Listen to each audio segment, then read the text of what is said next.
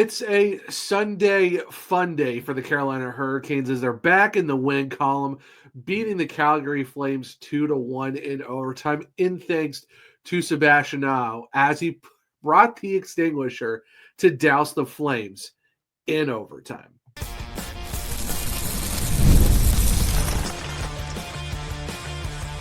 You're Locked On Hurricanes, your daily podcast on the Carolina Hurricanes. Part of the Locked On Podcast Network, your team every day. Welcome to a Monday edition of Locked On Hurricanes, your team every day, part of the Locked On Podcast Network. Thank you to the everydayer for making this your first listen of the day. 5 days a week, Monday through Friday, talking everything about your Carolina Hurricanes. I'm your host, Zach Martin. I'm the credentialed Carolina Hurricanes beat writer over at the Hockey Writers. I do some AHL coverage over at the Calder Times, and I'm also going into baseball coverage as I'm covering the Cleveland Guardians over at Covering the Corner at SB Nation, the co-host of the Surgecast, along with all of my duties here at Locked On Hurricanes.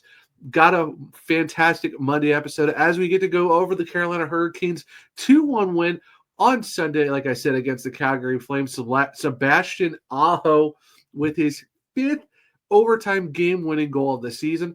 Also, how about a game from Jaccob, Slavin, and Jackson Blake as they both get multi-point games? And then we get to hear Sebastian Aho in segment 3, post-game, getting his thoughts on the game from Sunday.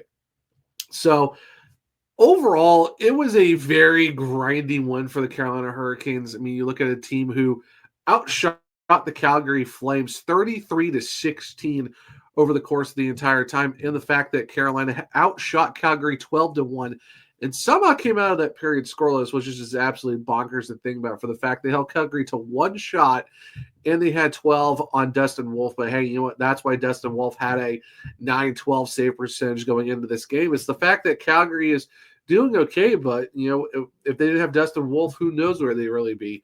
But you know, 8-7 Calgary in the second period. Shots were 11-7 Hurricanes. And then in overtime, Carolina had all three shots and leads them to the win. One of the other big stories is the fact that you look at the special teams. Calgary did score one out of their four chances. Of course, it was at the very end of the first half of a 5-on-3 advantage. And Carolina went 0 for 6, which is kind of crazy for the fact that they even had a 4-minute power play with a double minor on a high stick. But hey, in the end, it's they asked how many, and the how many was, hey, Carolina won it 2-1, and it was Sebastian Aho in overtime. You love to see it. Getting some great subs from Jackson Blake and Jaccob Slavin. Slavin put it right in Sebastian Aho's wheelhouse. He hits with a one-timer, beats Dustin Wolf, sticks side high, and that's all she wrote. And the thing is, Sebastian Aho is the only NHL player right now to have 5 overtime game-winning goals. Only guy to do it. So while the Hurricanes don't really have Martin Necas anymore, who was kind of like the overtime guy for them, I mean, you still got Sebastian Aho, and that's the one thing that really matters, is the fact that he did it in the way he did. It's 23rd goal of the season, ties Seth Jarvis, and it was a big one because you got the 1 point, get it to overtime, and then you kind of just, run amok in the Flame zone for the most part, and you go and get the 2 points, which was kind of huge after, Saturday's 3-1 loss to the Edmonton Oilers, which I'm not really going to cover in this episode because, it is what it is. It was one of those games where, technically it was 2-1, but it was an empty netter. But I digress on that. We're mainly talking about the Hurricanes Sunday win because, hey, you know what? You split the back-to-back. It's just one of those things where, hey, you took care of business the other night to finish February, and then you go and split the weekend. So you win. You got 4 out of a possible 6 over the 3-game homestand. You'll easily take that since the Hurricanes do play on Tuesday night in Detroit. But you know what? Taking 4 out of 6, you love to see it. Yeah, you would love to do it. You love to win against the Oilers. But hey, you won on Whalers night. You lose a very close one to Edmonton, but then you come into Sunday, and yeah, it's a grindy win, but you still got the win. That's all that really matters. And yeah, the power play is still kind of struggling. I mean, you did get one, the other night. It's just one of those things where, hey, the power play is not working. The penalty kill unit still went, 75%, but you got the win. And just for the fact that Sebastian Aho did it too, the way he did, just a nice little give and go shimmy with Slavin. Slavin, obviously, with the great pass, puts it right in his wheelhouse to snipe it, and hit it with a blast of a one timer, and it goes in. And I have to say, just the fact of how clutch Sebastian Aho is when you really need him to be, it just goes to show why it won't be surprising when you see Aho basically own every offensive stat for the Carolina Hurricanes. Like, he's going to be very much on the heels of Eric Staal. Like, he's like, outside of like the power play points and the goals and stuff like that, like Sebastian Aho is pretty much first or second in a lot of these categories. And like I said, don't be surprised if you see him pass Eric Staal for, a lot of these points, goals, assists, just all the records in general. And, will he catch Ron Francis all time for Whalers Hurricanes? I'm not sure. But if we're talking just relocation status, don't be surprised if Sebastian Aho is going to be the guy for the Hurricanes, where he's going to have a bunch of just records since relocation. But just for the fact that he's got 5 overtime winners this year already is already insane to think about. And the fact that 5 of them out of his 23 goals. So it's good to see. You're happy to see for Sebastian, because you definitely know, like, in this is after he wrote that Players Tribune piece on, to the Hurricanes fans, knowing it's like, yes, they're always so close, but close is not good enough. They want to go win, and he wants to win. And that's the thing that you really love about, is the fact that he's someone who really wants to put it out there that he wants to win a cup so bad for the fans, because they're always there for him and stuff like that. But just an overall great night for him. Like, he was a +2, Jackson Blake was a +2, and Jaccob Slavin were a +2. Those were mainly a lot of the multi-pluses. We got a couple extra. We got a +1 from Taylor Hall and a +1 from Brent Burns. But other than that, pretty much everyone else was even. But just Sebastian Aho, 24 minutes and 4 seconds of time on ice, 24 shifts, 6 shots in the game. My goodness. Like, just, and the fact he was also 68.4% in the faceoff dot. Talk about having yourself a night, Sebastian Aho. That's just one of the things where it's mind-boggling to think, with like all the extra power play time, OT, for the fact that he had 24 minutes and 4 seconds, and that was actually better than Jaccob Slavin. Jaccob Slavin only had 20:56, and Mika Rantanen had 21:40. Seth Jarvis 21:11. And the fact that Sebastian Aho led the entire team in time on ice, and the fact, like I said, got the game winner. It was his lone point of the game, but that's the only thing that really matters, is the fact that you got the point. And it's just good to see that he was able to count when it really mattered. Like I said, gets his 23rd of the season, ties, Seth Jarvis. I know full stats wise, Mika Rantanen does lead in goals, but if we're talking just guys who've been with the Hurricanes all season, it's Sebastian Aho and Seth Jarvis leading the way for the Hurricanes in that department. Let me know what you think. Do you guys count the full? Do you count the full season if you're, like, say, a guy gets traded to a team and he has more goals, but a lot, like, let's say a majority of them are with the other team? Do you count that as, hey, he leads the team in goals, or do you go by the, hey, these guys have been with the team all season, we technically count them? Because I know per the NHL, it's like, oh, well, this guy has overall this many points, so he leads the team. But for me, I kind of look at it as a way of, well, yeah, he does. But if we're doing just Hurricanes, I think these guys are really the team leaders. But let me know what you think in the comments below if you're on YouTube, or, shoot me a line over at, One True Zach on X, or, at the Zach Martin on Blue Sky. Let me know what you think. You're like, hey, just tag me and do, locked on question. Like, and let me know what your thoughts are on, do you count the full season goal total as your leader, or do you count if someone gets traded over, or do you count the guys who've been there the whole time? So, like I said, do hashtag locked on question. Hit me up, One True Zach on X, or the Zachary Martin on Blue Sky. Let me know what you think about that, because for me, I kind of look at it as the guys who've been there the whole time, rather than someone who just got traded and maybe has more goals. But I don't know. It's very interesting to see. But like I said, Sebastian now has 23 goals in the season, does tie Seth Jarvis overall, but he's got 5 overtime winners. And hey, your Carolina Hurricanes got the 2 points. Have a Sunday fun day. And then we move on to the road trip where they play Detroit on Tuesday. But Sebastian Aho wasn't the only main guy who contributed in a big way. The other ones, well, Jaccob Slavin and Jackson Blake. So stick around as I'll talk about those guys here in a second on a Monday edition of Locked On Hurricanes. Looking for a snack that's both delicious and nutritious? Crack into a good source of protein with Wonderful Pistachios. Wonderful Pistachios is one of the highest protein nuts. Each 1 ounce serving has 6 grams of protein, giving you over 10% of your daily value. Plus, they're packed with fiber and better for you unsaturated fats to help you keep you feeling fuller longer. Get snacking and get cracking with the snack that packs a protein punch. Visit wonderfulpistachios.com to learn more. Welcome back to segment 2 of Locked On Hurricanes, your team every day.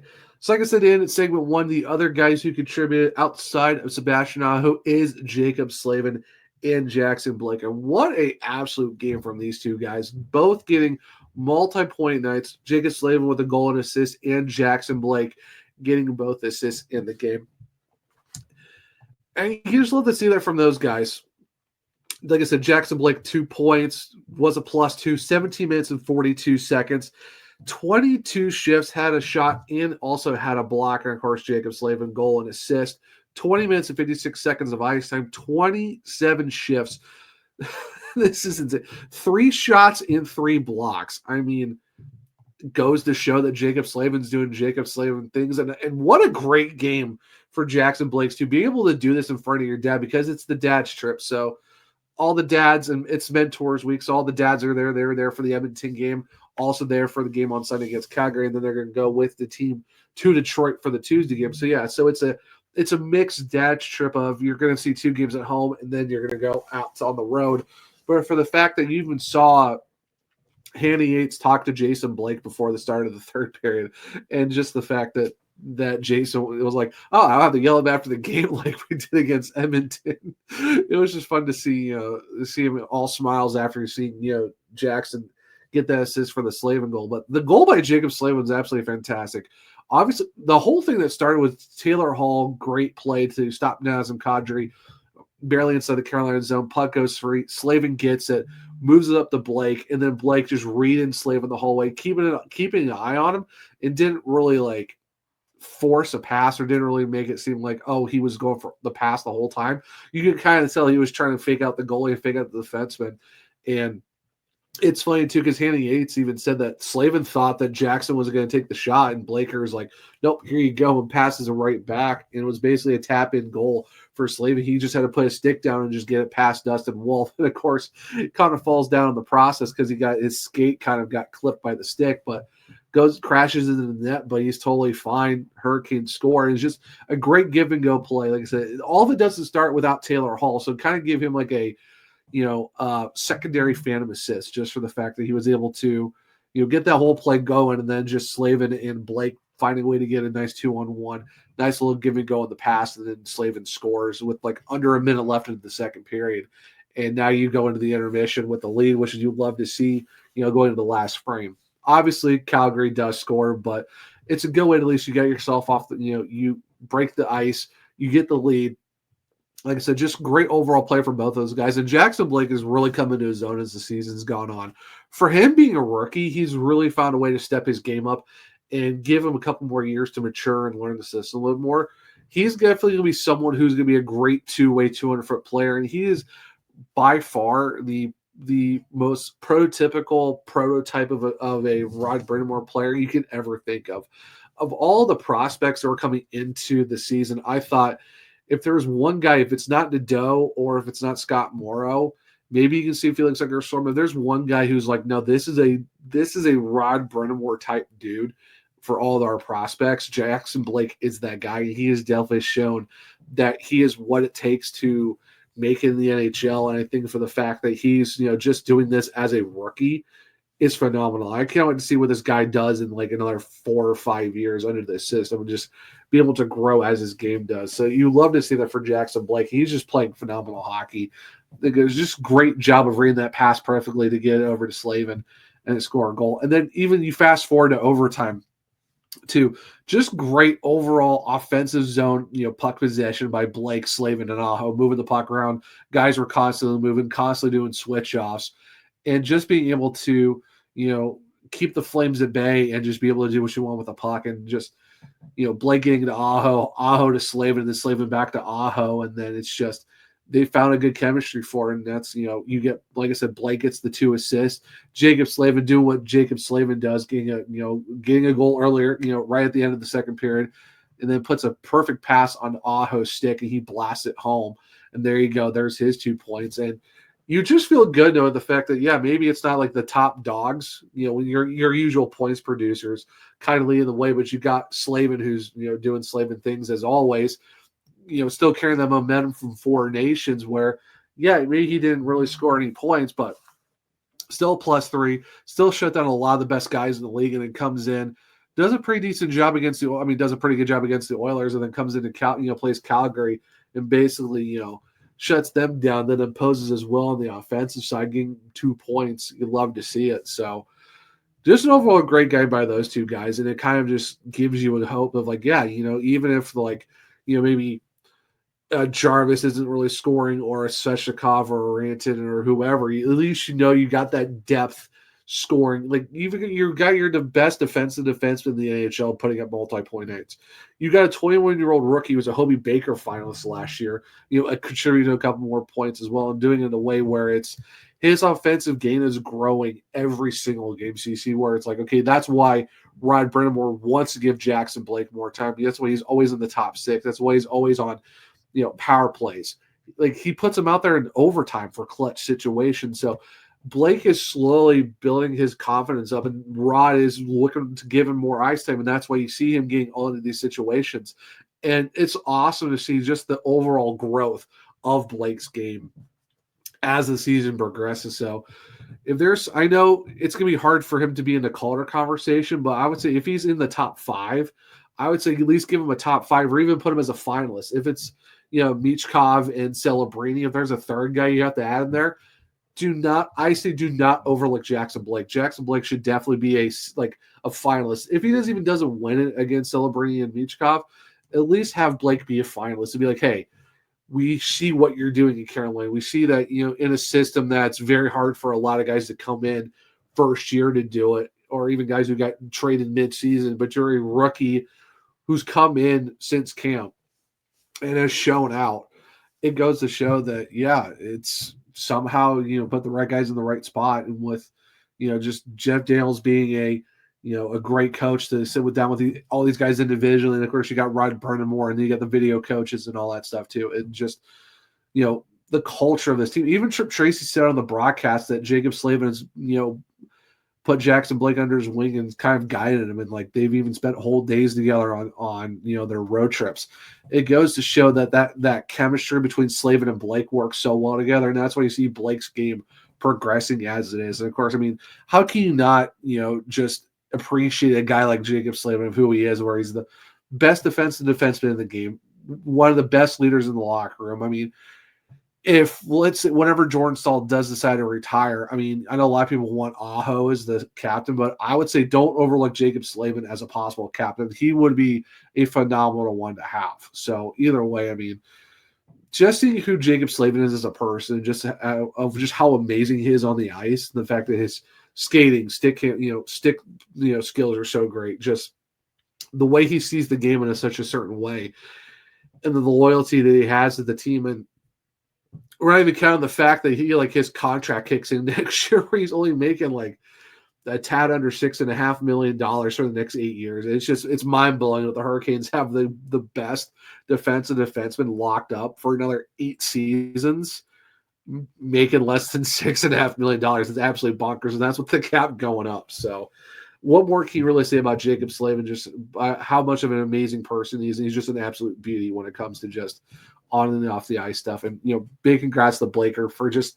having a great night, doing it in front of his dad Jason. And of course, you'd love to see the dads, with the after the win, seeing all of them in the box, just absolutely losing it. So awesome night, great job by all 3 of those guys. Like I said, with Slavin, Blake, and Aho. What more can you say about those 3 tonight, or on Sunday night against the Calgary Flames? So, did talk about Aho in segment 1. So now here in segment 3, we're going to listen to him as he does his post-game press conference. So stick around as we'll listen to that here in a second on a Monday edition of Locked On Hurricanes.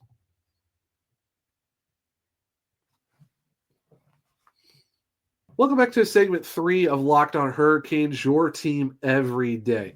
Like I said at the end of segment 2, we're going to listen to Sebastian Aho in his post-game press conference, and I'll give my thoughts after that. So without further ado, let's jump into that with Sebastian Aho right now. Yeah, after the game, what was it like to keep your patience? Yeah, I mean, obviously that was a test for patience. I mean, there was so much going on, like a lot of penalties both ways, and like 5-on-5 was almost like impossible to find rhythm. But then, like obviously we were playing a lot of minutes on power and kill. But yeah, a weird game, and you like to see put the game away at the end there for a 4-minute power play, but gotta give them credit. They blocked a lot of shots, and obviously they're not gonna blow out 5-on-3 penalty at the end there. So there was kind of a couple iffy plays. I'm not complaining at all, but like you know how it goes. Like they were selling out, and that kudos to them. But yeah, you hope to see a score there, but nonetheless, that was a huge win. It's the biggest part of the power play. I mean, on the 5-on-3. Sorry, 3-on-3. Sometimes just wearing them down and getting them so tired and keeping possession. I mean, I think it's. Yeah, I mean, that's part of it, right? But at the same time, like, you have a little bit of an opening. You see open eyes. Like, it's hard to catch. There's so much ice, 3-on-3. There's nobody can help you. So, I mean, that was a good play by Sal. I kind of got a step on my guy, and he realizes it, and got a pretty good spot to shoot. It could probably be pretty easy to get frustrated with the lack of power play success and kind of get off your game, but just for the group to regroup and get focus for that overtime. Yeah, I mean, that's what we did, right? It wasn't like after they killed our penalties or their penalties. It wasn't like they took over and started dominating, right? I mean, you obviously you like to see put the game away a little bit earlier with all those opportunities, but that's how we sometimes go. And yeah, like I said, it doesn't really matter at this time of year how you win. He probably thought you'd won the game before, right? Or did you know pretty quickly? I mean, I heard the whistle, so I don't know even. I don't think they can call that back. I don't know even the rule, but I don't. Yeah, I thought that was at that moment that was the right call. Big thank you to Sebastian Aho and the Carolina Hurricanes per usual. And yeah, you kind of heard from him. It's just one of those things where, yeah, it's one of those games where it's very grindy, a lot of calls both ways, and you got to give credit to the Flames for, selling out their bodies and blocking a lot of shots. But you definitely tell it's one of those games where it's like everything was just getting called left and right. Like you're talking 10 penalties, double minors. It was just an absolute bonkers game, and a lot of chants about the Hurricanes fans' feelings about the refs, and definitely that quick whistle in overtime where Carolina thought they won the game by Seth Jarvis poking the puck in between Wolf's legs, but very quick whistle. I guess they said that Wolf had the possession and that Jarvis hit his blocker to his pad to get the puck out, and they waved it off. But hey, Aho said it, at this point of the season, it doesn't really matter how you win it. How you win, it's just you won the game, and that's all that really matters. And hey, what the Hurricanes won wasn't the cleanest. It wasn't the most dominating game.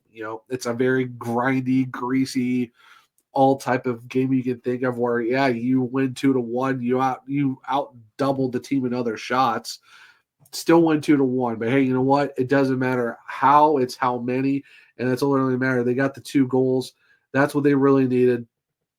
You lose on Saturday night, but now you won on Sunday. Now you're 23-7-1 at home. Still one of the top records at home for the season. Like I said, multi-point game for Slavin and Blake. Aho with his fifth overtime game winner. It's just crazy. And now you're sitting at 35-22-4 on the season. And now you're at 74 points. Yes, you're still about 10 back of Washington. I don't know if the Hurricanes are going to catch them. So at this point, it's more of just like, hey, go get your points as much as you can. Try to stay ahead of New Jersey. Definitely stay ahead of the surging Blue Jackets, which I'm still on record as saying I hope the Blue Jackets do make the playoffs just for Johnny and Matthew's sake, for the Gaudreau family, which big congrats to the Blue Jackets on Saturday night to win their first ever outdoor game, beating Detroit 5-3. So you love to see that. I see that as a guy from Ohio. I love, I definitely follow the Blue Jackets as like one of my other teams because, home state team, stuff like that. But we all know Hurricanes through and through, but gotta give props back to the home state team as well. But overall, that's for the Hurricanes. This is what they need to do. Like, if they want to stay ahead of the surging Blue Jackets, you want to stay ahead of the Devils, you need to win games in games like this where, this is one of those, I'd say, playoff type games in air quotes, because are the Flames a playoff team? I don't think so, but it's one of those games where, you're going to have to gut it out and get those greasy, grindy 2-1 victory games, or it's going to be a lot. It's not going to be, 7-3 like against Utah, or 5-2 against Buffalo, where you're pounding the other team into submission, or you're beating the brakes off them and stuff like that. This is one of those games where you're just going to have to keep clawing your way through it, battling adversity, having 6 power plays and out, scoring on 1, or the other team does score a power play on their 4 chances, but you find a way to get the job done. And that's what the Hurricanes did. And that's all you can really ask for out of the team right now, is going to these games, shutting the other team down, letting them only have 1 shot in a period.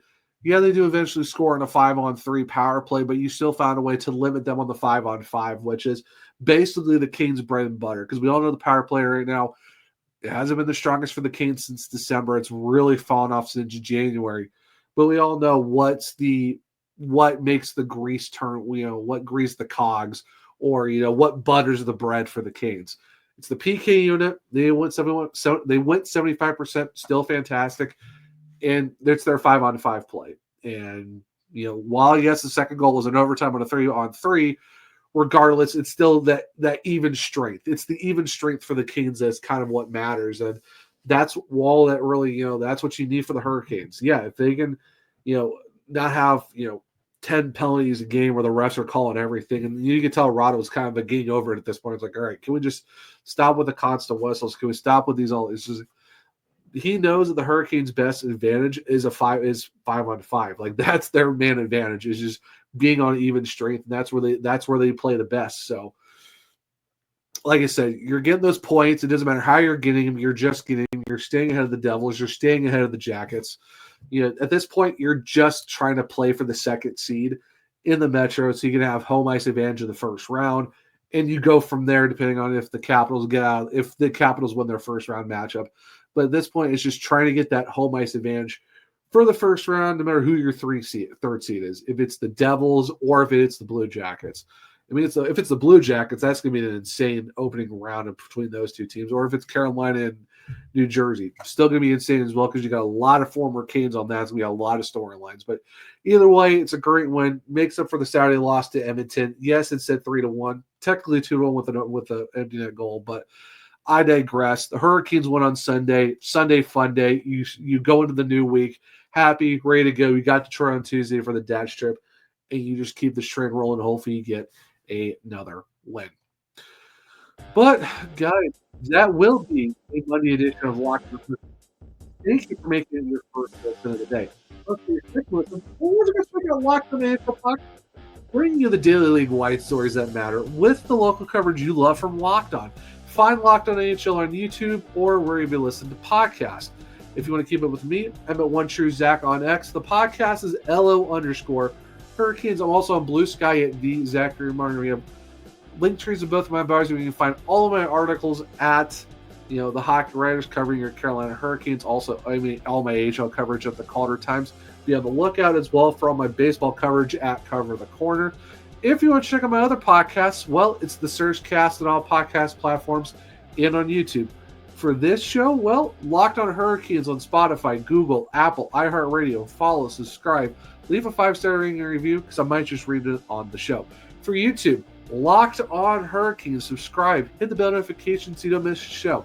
Hit the thumbs up button to let me know if you like the show as well. And like I said, in the comments, let me know how do you factor in who leads in what points categories, if it's the team for the whole season, or do you also count the guys who get traded there who might have more goals? And also hit me up on social media too with Locked On Questions as the hashtag, and let me know your thoughts on that.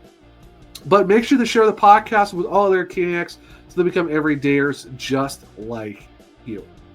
Hope everyone enjoyed this Monday edition of Locked On Hurricanes. Hope you enjoy your Monday. And until next time, as always, let's go Canes.